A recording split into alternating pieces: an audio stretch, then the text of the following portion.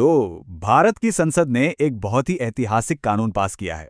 एक ऐसा कानून जो हमारी राजनीति में महिलाओं को 1/3 यानी 1/3 हिस्सेदारी देने का वादा करता है।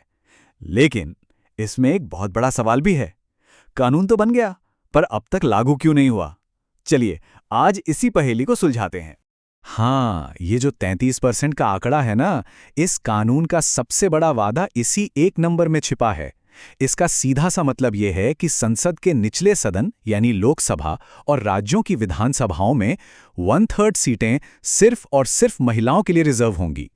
और आपको याद होगा सितंबर 2023 में जब ये कानून संसद से पास हुआ था, क्या माहौल था। मतलब वो सच में एक हिस्टोरिक मोमेंट था। इसे इतना जबरदस्त समर्थन मिला, इतना भारी बहुमत, जो ये दिखाता है कि राजनीति में जेंडर इक्वालिटी की तरफ ये कितना बड़ा कदम माना जा रहा था। लेकिन यहीं पर कहानी में एक ट्विस्ट आता है, एक बहुत बड़ा सवाल। अगर कानून पास हो चुका है, सब कुछ हो गया है, तो फिर ये अभी तक लागू क्यों नहीं हुआ? इंतजार किस बात का है? यही वो पहेली है जिसे हम आज डिकोड करने वाले हैं। तो चलिए अब सीधा मुद्दे पर आते हैं। इस कानून को लागू करने के पीछे जो शर्तें हैं ना, उनको समझते हैं। क्योंकि यकीन मानिए, इस कहानी का सबसे बड़ा पेंच यहीं छिपा हुआ है। और वो 2 शर्तें हैं। पहला, जनगणना यानी पूरे देश की आबादी की गिनती, और दूसरा परिसीमन, मतलब चुनावी क्षेत्रों की जो बाउंड्रीज हैं उन्हें फिर से तय करना। और बात यह है कि जब तक ये दोनों बड़े काम पूरे नहीं हो जाते, ये कानून बस कागज पर ही रहेगा, लागू नहीं हो सकता। तो इसका जो पूरा प्रोसेस है, जो सीक्वेंस है, वो कुछ ऐसा है। स्टेप 1, पूरे देश में एक नई जनगणना होगी। स्टेप 2, उस जनगणना से जो डेटा मिलेगा उसके बेस पर परिसीमन होगा। और फिर स्टेप 3, आखिरकार 33% महिला आरक्षण लागू किया जाएगा। तो ये एक के बाद एक होने वाली प्रक्रिया है। अच्छा, इसको ना एक बहुत ही सिंपल एनालॉजी से समझते हैं। मान लीजिए जनगणना का मतलब है जमीन को मापना, ठीक है? फिर परिसीमन का मतलब है उस मापी हुई जमीन पर प्लॉट काटना। और फिर आता है आरक्षण, जिसका मतलब है कि उन प्लॉटों में से कुछ को सिर्फ महिलाओं के लिए फिक्स कर देना। अब आप ही सोचिए, जब तक आप जमीन मापकर प्लॉट काटेंगे ही नहीं, तो किसी के लिए कोई प्लॉट अलॉट कैसे कर सकते हैं? बिल्कुल वही बात यहां भी है। तो अब आते हैं परिसीमन पर, और इसके सबसे सेंसिटिव पहलू पर। देखिए, सुनने में ये एक बहुत ही टेक्निकल सा प्रोसेस लगता है ना, कि बस नक्शे पर लाइनें ही तो खींचनी है। पर असल में ये एक बहुत बड़ी राजनीतिक बिसात है। तो ये परिसीमन या डिलिमिटेशन आखिर है क्या चीज? सिंपल शब्दों में, ये नई जनगणना के आधार पर चुनावी सीट्स की बाउंड्रीज को फिर से ड्रॉ करने का काम है।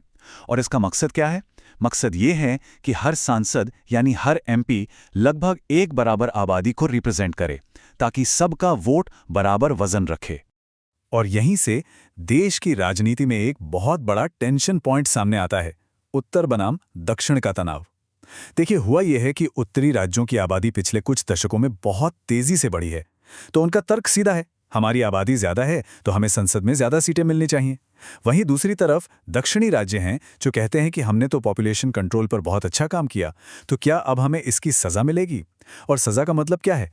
राष्ट्रीय राजनीति में उनका प्रभाव कम हो जाना, उनकी आवाज का वजन घट जाना। और ये जानकर शायद हैरानी हो कि हमारा जो पॉलिटिकल मैप है ना, वो 50 साल से भी ज्यादा पुराना है। जी हाँ, आज भी लोकसभा की सीटें 1971 की जनगणना के हिसाब से बटी हुई हैं। जरा सोचिए, तब से अब में कितना कुछ बदल गया है, लेकिन सीटों का बंटवारा वहीं का वहीं अटका है। तो सवाल यह है कि यह प्रक्रिया इतनी विस्फोटक क्यों है, इतनी सेंसिटिव क्यों है? क्योंकि ये सिर्फ नक्शे पर लकीरें खींचना नहीं है। अरे नहीं, ये सीधे सीधे राज्यों के बीच पावर बैलेंस को बदल सकती है। ये तय कर सकती है कि SC/ST जैसे समुदायों का प्रतिनिधित्व बढ़ेगा या घटेगा। और हाँ, ये कुछ पॉलिटिकल पार्टियों को दूसरों पर एक अनफेयर एडवांटेज भी दे सकती है। इसीलिए ये एक टेक्निकल काम से कहीं ज्यादा एक पॉलिटिकल लड़ाई बन जाती है। तो चलिए अब इस बहस में थोड़ा और गहरा उतरते हैं।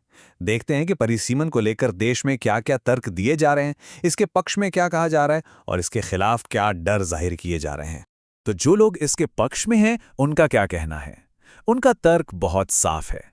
वो कहते हैं कि इससे हमारे लोकतंत्र का जो मूल सिद्धांत है ना, एक व्यक्ति, एक वोट, एक मूल्य, वो मजबूत होगा। ये जो 50 साल पुराना आउटडेटेड पॉलिटिकल मैप है, वो आज के भारत के हिसाब से अपडेट होगा। और सबसे जरूरी बात, इसके बिना 33% महिला आरक्षण तो बस एक सपना ही रह जाएगा। उसे हकीकत बनाने के लिए ये जरूरी है। लेकिन सिक्के का दूसरा पहलू भी है। जो डर है, जो चिंताएं हैं, वो क्या हैं? सबसे बड़ा डर यही है कि इससे उन दक्षिणी राज्यों को सजा मिलेगी जिन्होंने पॉपुलेशन कंट्रोल पर इतना अच्छा काम किया, और इससे देश में उत्तर बनाम दक्षिण का एक नया पॉलिटिकल डिवाइड पैदा हो सकता है, जो हमारी नेशनल यूनिटी के लिए, हमारी राष्ट्रीय एकता के लिए एक बड़ा खतरा बन सकता है। तो अब सबसे बड़ा सवाल कि आगे क्या होगा? ये महिला आरक्षण कानून आखिरकार हकीकत कब बनेगा? चलिए अब इसका जो प्रैक्टिकल टाइमलाइन है ना, उस पर एक नज़र डालते हैं। तो ये कानून जमीन पे कब उतरेगा? देखिए, रास्ता कुछ ऐसा है। 2026 के बाद देश में पहली जनगणना की जाएगी। फिर उस जनगणना के जो ताज़ा आंकड़े आएंगे, उनके आधार पर सीटों का परिसीमन होगा।